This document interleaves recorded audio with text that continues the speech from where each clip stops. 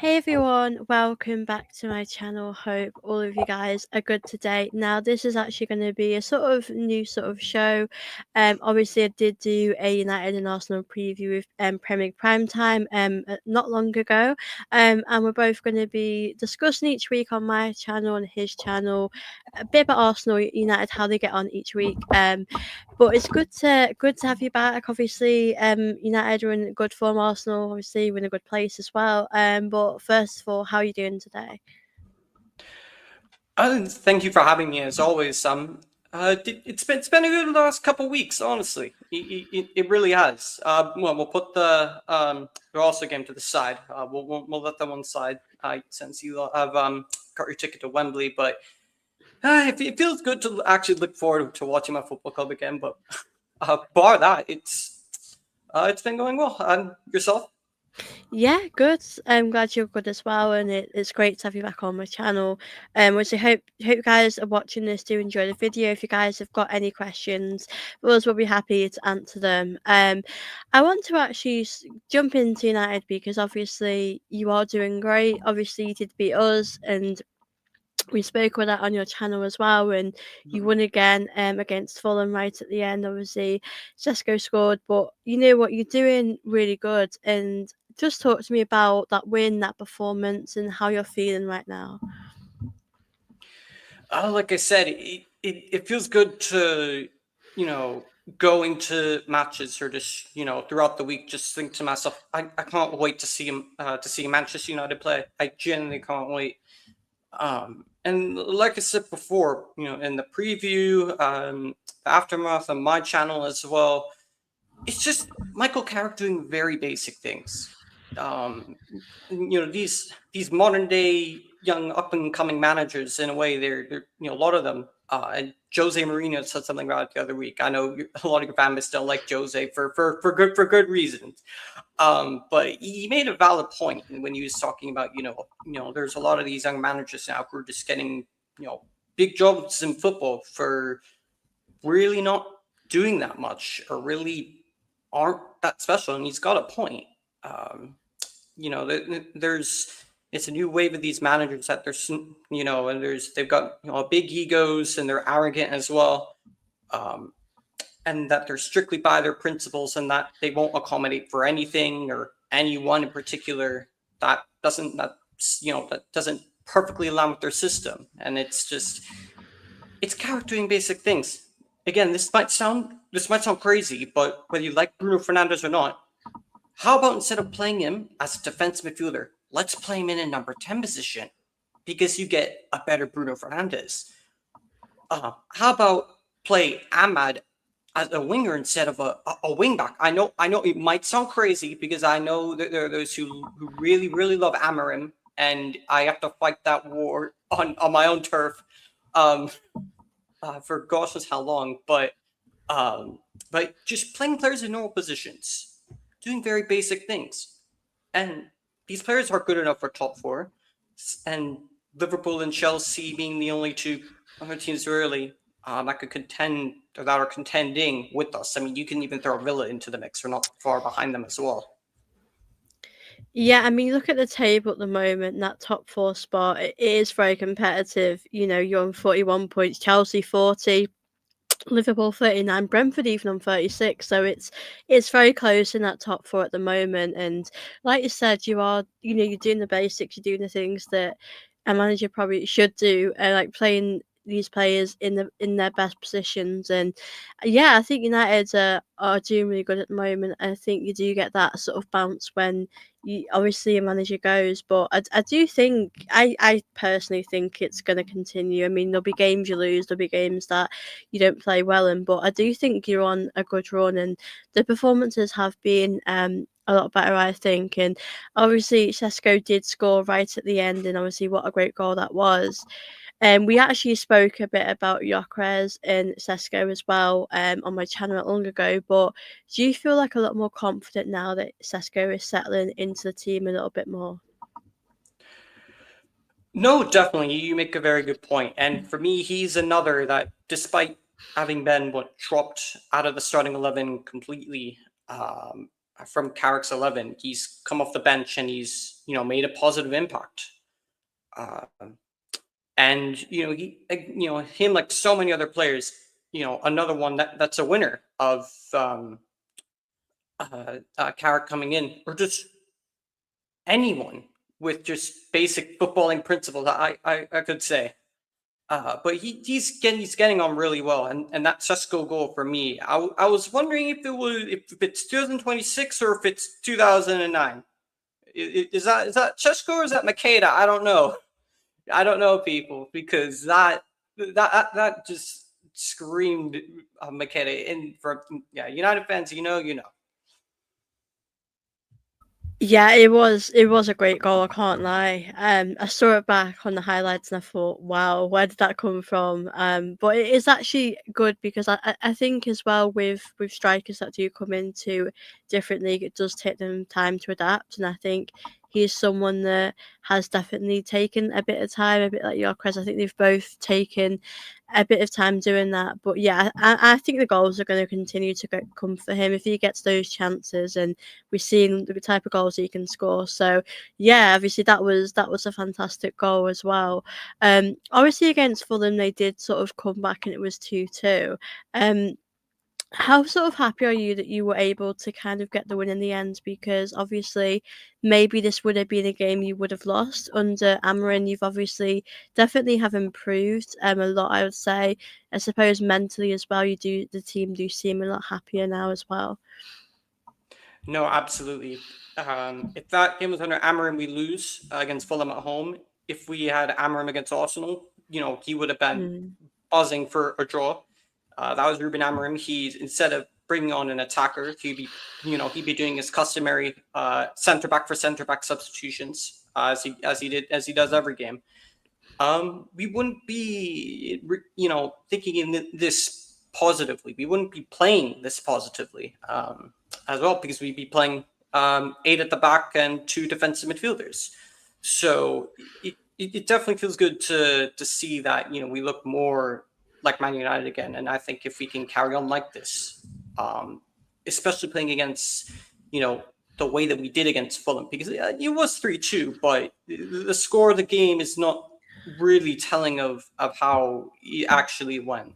That should have been 3, 4, 5, 6 goals.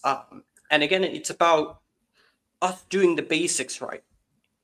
And for me, when I look at that and just the way that we're performing as well, and the results are coming along, it's very good signs. It's very, very, very good signs.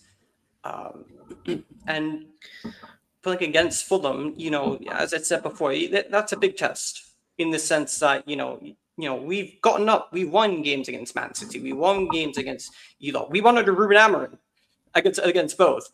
So we always, more or less, almost always get up for the big games, but it's against the smaller clubs, like the Fulhams and the Brentfords and the Nottingham Forests and Tottenhams. Like it's clubs like that.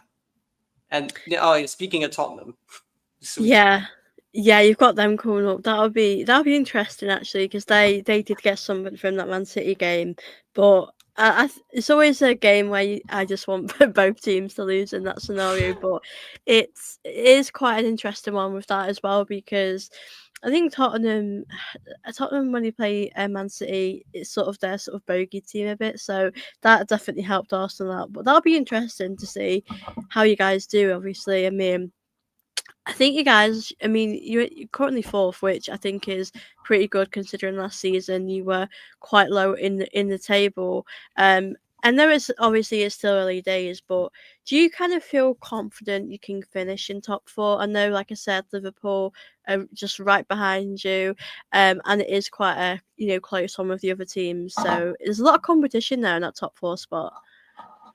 No, absolutely. Given looking at Liverpool and Chelsea, with Liverpool, seeing what we've seen from them this season, we can't really trust Liverpool. I can't trust them.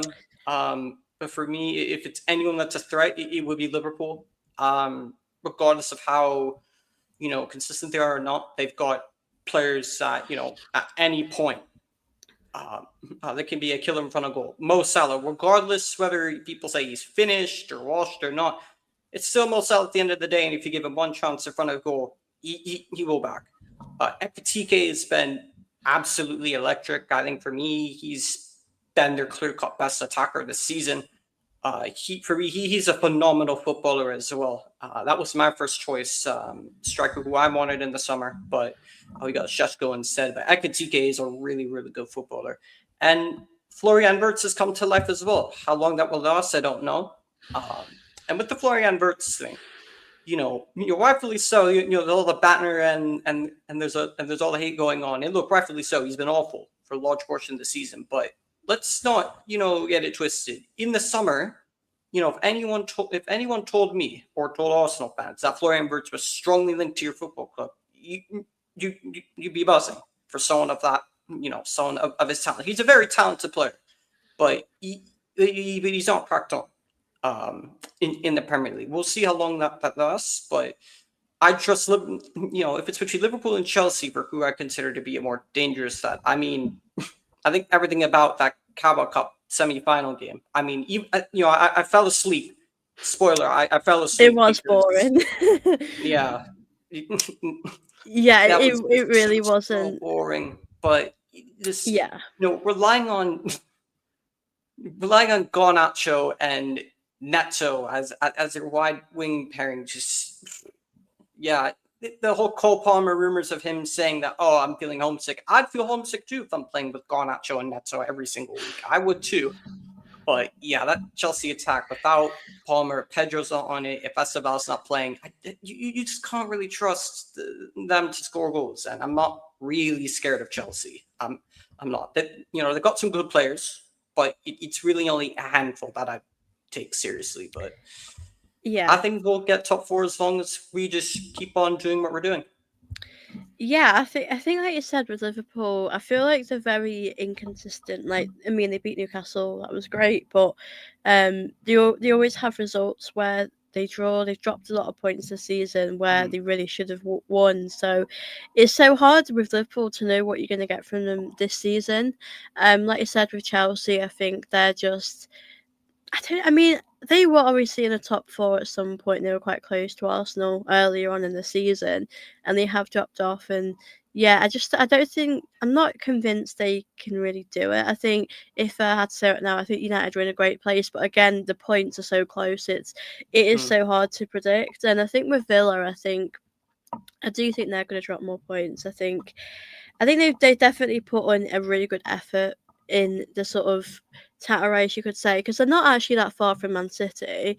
Man City are in the title race of Arsenal. I know we're a bit ahead now, but I think the top 4 is going to be really interesting, and it's nice for you guys to have someone to fight for, and if you could get in that top 4 spot, that'd be amazing. And I wanted to ask you, obviously, about Arsenal, because obviously, like I said, it wasn't an exciting game yesterday.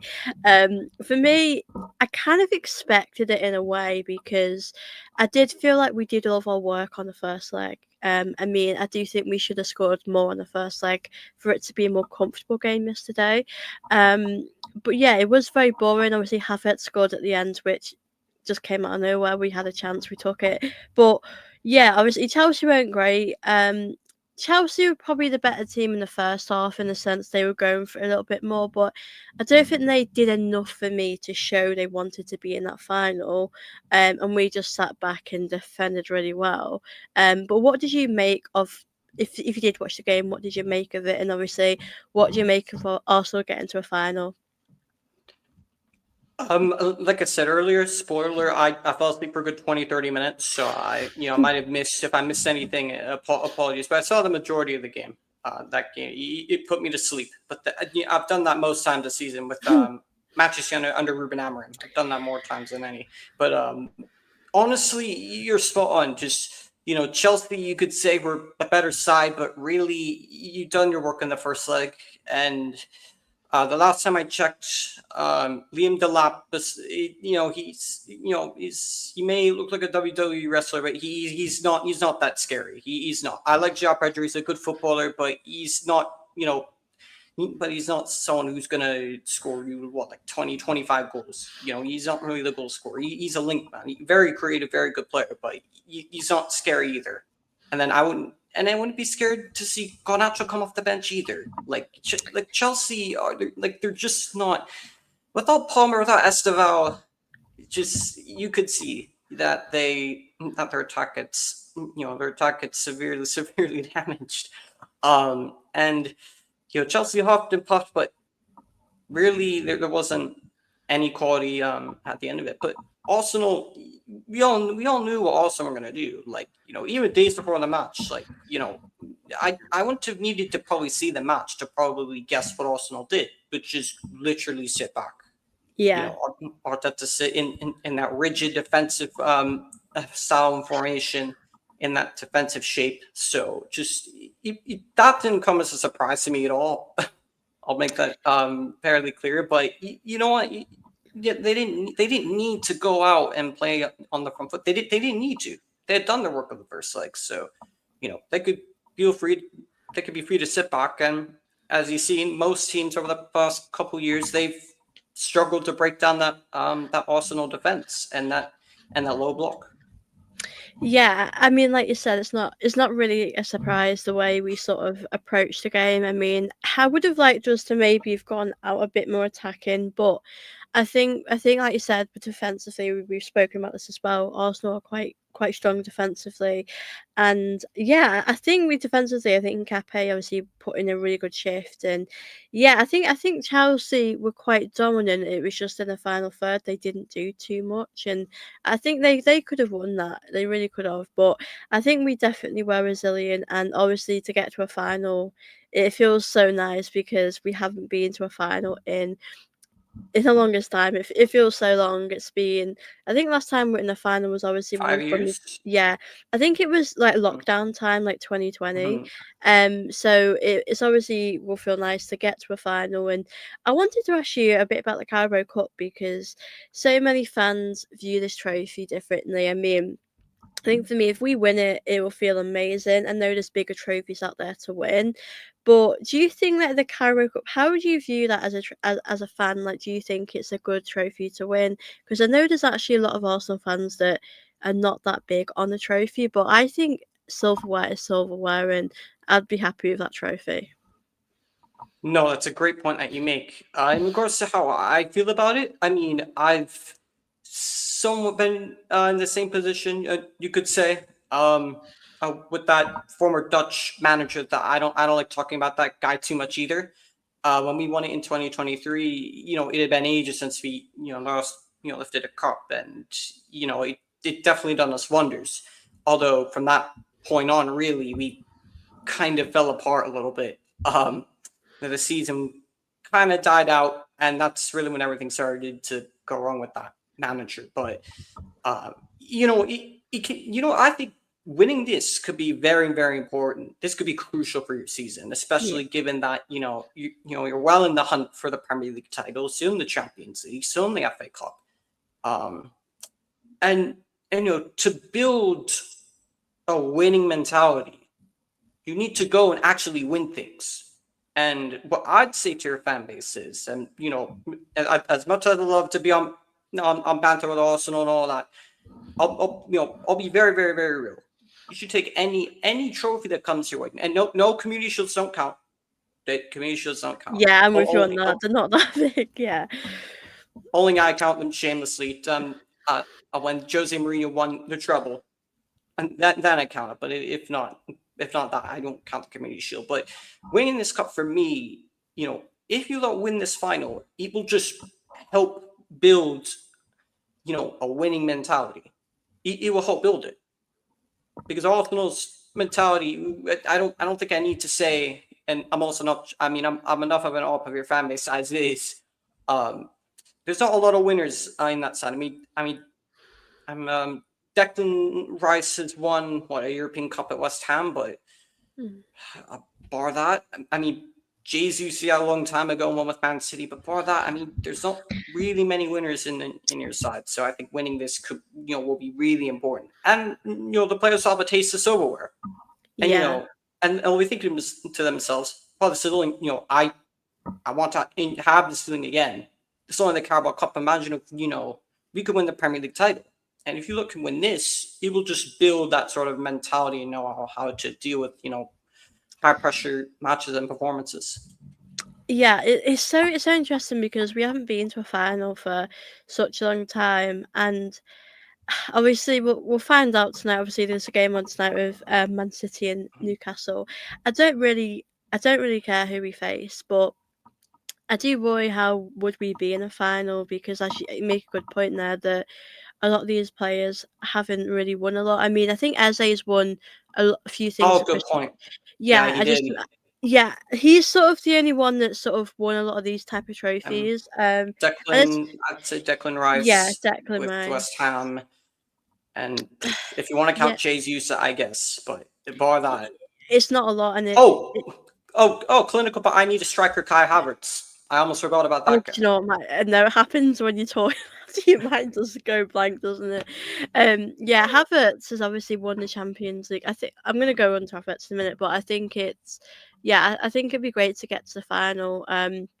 It would be weird playing against Man City because we're usually competing against them in the league. So it would be a big test for us to play them. But I do think we do generally turn up to finals. I do think we would put up a big performance, and I just would be amazing to see these players like Gabriel, Saliba, Saka, these players that have been here for like more than probably 5 years, and they need to win stuff because I do think at some point they will move on Saliba in the future, and it would be great for us to win stuff. And I mean, with the league, there's no guarantee we're going to win it, and I think it would be great. I'd rather leave the season with something than nothing at all. But yeah, I think it'd be interesting to see how we get on.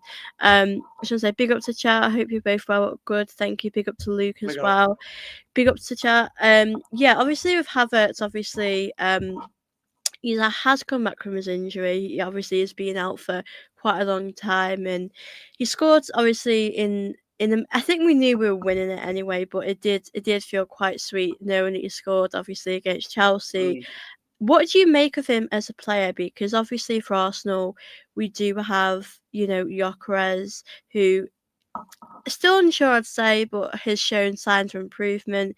You got Jesus, who probably will be leaving pretty soon, but he can score important goals. And Havertz obviously came back, got a really important goal for Arsenal yesterday. So, yeah, what do you make of Havertz?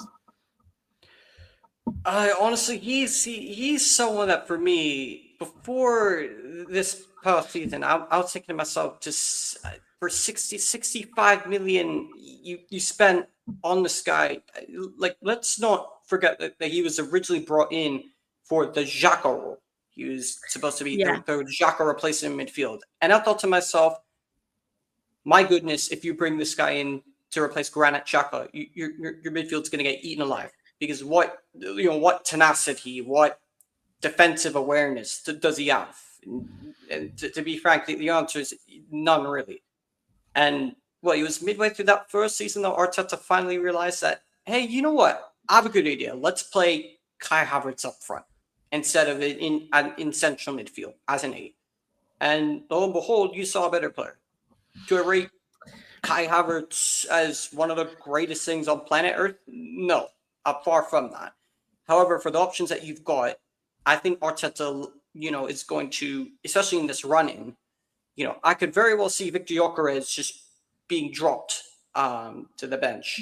I don't think he wanted Gyökeres or Eze, and I think he's made it clear with Eze, yeah, and you see the way Gyökeres is struggling. I think for me, Arteta at some point, if he doesn't, I'll be shocked. But I think when Havertz is, ready to play full 90 minutes, week in and week out, I think he's going to go with Kai for the run-in, in which more time, I guess you could say most, more times than none that he's been fairly reliable. But you have seen the worst of Kai Havertz. I mean, I don't know if you also fans feel like having Pete just I mean, the FA Cup match against us last season. I won't say too much on it, but if you remember, you remember. So I mean, we'll see what happens, but I think he's probably for this system probably the best option you've got. Yeah, it is so difficult with the strikers that we have at the moment because it's like I think Havertz is more of a I see him more of a squad player. Like I see him as someone who will start in certain games, who probably, if Mm. I'm in the final, would I choose to start him? I don't know. Actually, it's really tough because you have paid a lot of money for Gyökeres and you do want to. I mean, you pay a lot of money for Havertz as well, but you Mhm. brought in a striker now, and you do really want him to step in. I mean, it's difficult for Havertz. I do really like him. I think he can score those goals, but I think we're seeing when we've just had him and Jesus, he's not been able to do enough for us to win the league. But yeah, I think it's tough because obviously your crash yesterday. Again, we didn't do much particularly to help him. We didn't create much yesterday, to be honest with you. I know Eze had a chance or two. We weren't creative yesterday, and I think it was just one of those games where we just had to get through and win it if we could possible. Obviously with Eze as well. I mean he's won a few things which does help us in that final. But Odegaard was obviously absent and Havertz sometimes does play midfield at times, but I think Havertz is much better up top. With Eze, I don't think he had the best game yesterday. I don't think he was awful. He did have a chance, which would have been nice for him to take. Do you think he needs a bit of time to get back in the team again? He's not really had much consistency in his playing time. Um, do you feel like Eze will start to work out of Arsenal because it's difficult. He did really great against Tottenham, and he's not really been playing. Arteta's not really giving much time, so I do kind of get for Eze. It's difficult because he's just come back in the team now for that game, and I think he did struggle a little bit. No, definitely. When you said will it work out for Eze, I don't know whether the pun was intended or not. But again, like I said earlier, it's clear that in Arteta's team selections, on average for the most time this season, it's clear that he doesn't really rate him. He doesn't really want to play him. He's made that clear. And with Odegaard and Havertz as well, you could say they're all number 10s in a sense, but for me, similar to what I was saying, or what I've said about Ruben Amorim and saying about if you can't find a way to fit or accommodate a player of Kobe Mainoo's talents and footballing and pure footballing ability in your system, if it doesn't fit your system, then just leave. Mm, Leave. The problem's not the player. The problem is you as a manager, because you should be able to accommodate a player of such phenomenal talent. And for me, Eze is such a good footballer. I've rated this guy for a long time. But for me, when he went to Arsenal, I thought, I don't know if this is, I'm not sure if this is going to work because we see the way Arteta plays. And it's creativity isn't really through the midfield. Really, there's no. He doesn't really play with creative midfielders. I mean, Odegaard, the jury's out with yeah, him, and it yeah, is it's difficult. Yeah, that's the problem that we've got is that I did a video with someone and they made a great point that in that attacking midfield position, no one's really sort of claiming it now. It's been in a position at the moment where Odegaard hasn't really earned his place for me to be starting, and Eze is sort of in a similar situation. And it is a great point about Eze because I mean he was that dream signing for me. I was really happy. But then you do think about it, if Odegaard is going to play a lot of football, Eze is going to not play as much as he would at Crystal Palace. No, he will get more opportunities at Arsenal to win league titles and the Champions League that obviously he wouldn't at Crystal Palace. But it's difficult. I mean, I'm not really big for playing him on the left, but I think you have to fit Eze in the team somehow. I think he offers something different to Odegaard. Odegaard did come on the other day, was a bit better, helped us with the goals, but again, it's just yeah, it's a difficult one with our players. Some of them just don't really turn up when we need them. That's when the final comes into it. Whoever is playing, you do need them to turn up as well. So yeah, hopefully you will see Eze and Odegaard improve. Obviously, I wanted, before we do round the show up, I wanted to ask you obviously about your next game week as well. How are you feeling, obviously, because like you said, you're doing really good, you're in a really good place, and yeah, how do you feel confidence wise going into your next game? Like I think I mentioned this earlier. We do play Tottenham next game, Yeah, and yeah, that side just for what I've had to be put through, especially from these last two managers, we have made Ange Postecoglou's Tottenham look like prime Barcelona, prime Liverpool, prime Man City every single time that we have played them under Ten Hag and under Ruben Amorim. Just I don't even like saying those names. It gives me PTSD. But and to the cherry on top of the cake, that's that Europa League final. yeah, I don't you even need to want to. get I your don't even want to revenge. bring myself out. But yeah, I'm not even someone that's like, yeah, oh, I'm about revenge, but you know, battering is long overdue, and I've seen how poor they are under Thomas Frank, and yes, they have a little bit of confidence now. After what they done against Man City with a moment of brilliance, to be honest, from a Solanke. But I just have no care for it in the world. I mean, there should be, for how bad that they are, there should be no excuses. I know they're better away from home than they are at home, but Yeah, we should be getting 3 points. I rates a couple of the players really. People have asked me, oh, would you take any players from Tottenham? Bart Van de Ven, probably no one else to start in this team. But bar him, that's really it. But yeah, a few other good players here and there. But as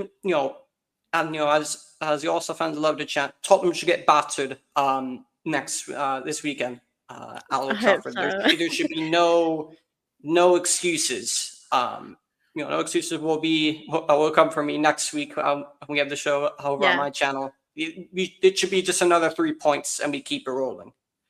Yeah, Simple as that. I mean, I think with the Man City game, I think Tottenham in recent years do actually do good against Man City, and I do think Spurs. I do think they're actually really poor. I don't think they're that good.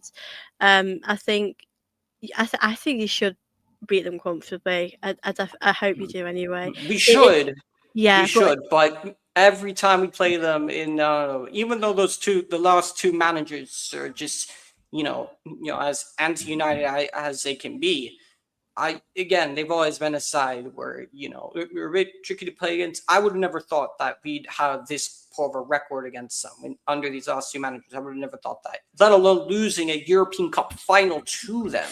yeah, Yeah, I would have never thought that. Even in my worst of nightmares, I would have never thought that. But a win against them is long overdue at the I very hope you least. do. But Yeah, maybe some of the players will see it as getting revenge, but honestly, not really playing the occasion. I think it's just more about we need to just you know don't play the occasion, play the match. Get the 3 points, we keep it rolling. Tottenham are yeah, rubbish, if I'm honest, and I'm sorry to Tottenham fans, to any of your subscribers of yours that are Tottenham fans. I mean, even they'll admit to themselves that they're just not a good side. I mean, you yeah, look who they have in attack. I mean, honestly, like as poor as Thomas Frank has been, like when you look at that attack, what Ange Postecoglou done was working miracles. The fact how he's making them look like clinical goal scorers.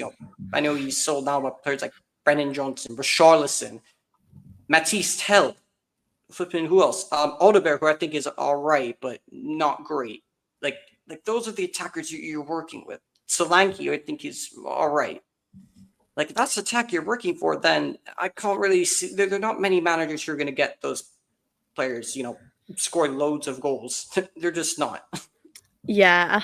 I mean, Tottenham are currently 14th, which is crazy. Like they're probably closer to relegation actually, but yeah, it's hard because, like you said, on paper, yeah, you should win that, but things change in a moment. It doesn't always go to plan. But I think considering your form, I think the players will have that confidence going into the game. So I think Mhm. I do hope. I mean, it'd be nice to see Spurs like lose. It's always nice. But yeah, obviously we will be back next week over on the Premier Prime Time. We'll Mhm. be doing weekly shows, obviously on my channel, Premier Prime Mhm. Time. So do subscribe, and yeah, hopefully next week we'll both be happy. We've obviously got, I think we've got Sunderland this weekend, so that'll be interesting. That's a game at Ooh. home, thankfully. We're at home, thankfully, so I'm Oh, you're hope. home. Okay. Yeah, Oh yeah, We you're away played them from. away, and I You think it got was like, points. yeah, it might have been like 2-2 or something like that. And I Mm, do feel better that it's at home. We do have a good record, so hopefully we'll get the no. job You done. have a great record at home, and Yeah, yeah, for you lot, just we say it every year, but if you want to win this title, if you don't do it this year, for me, it's never gonna happen. yeah, I You, do you, think you that. know, I mean, this for me. I mean, yes, Liverpool deserve to win the Premier League title. I will never take that away from them. Last season they were clear cut the best side in the league. But let's not like they're playing against a peak Man City or even a good Man United side. Less about last season the better. Who else? You done the usual. Uh, Chelsea, were okay, but not great really. But Liverpool were the best of the average bunch really. And Yeah, you've seen how much Man City have dropped off and how much they're hurting from injuries. I mean, you don't need to win this league if you're going to win it. Because if you don't win it this season, I can't see you not really winning it ever. But yeah, I as do much as agree. I don't want it to happen, as much as I really, really don't want it to happen, because I know and there are not all of your fan base out there. There are some good ones like yourself. There are some level-headed Arsenal fans, but I'm gonna have to hear the most irritating comparisons if you Yeah, don't when you don't it's win this gonna be league. tough. I Yeah, I'm gonna I'm already starting to hear from some of your fan base. Oh, if we win the league, if we win the league, Saka needs to be in CR7 2008 conversations. I'm just like, please, just like, this is why a lot of us don't want you to win the league.